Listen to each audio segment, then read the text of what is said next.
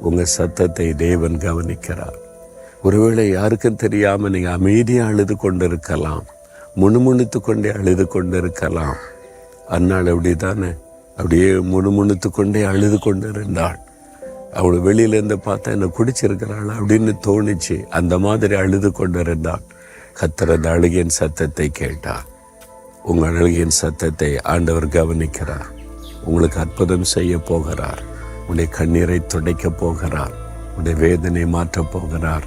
விசுவாசிங்க. ஆண்டவரே, இந்த மகளுடைய அழுகையின் சத்தம் உம்முடைய சமூகத்தில் வந்திருக்கிறார்.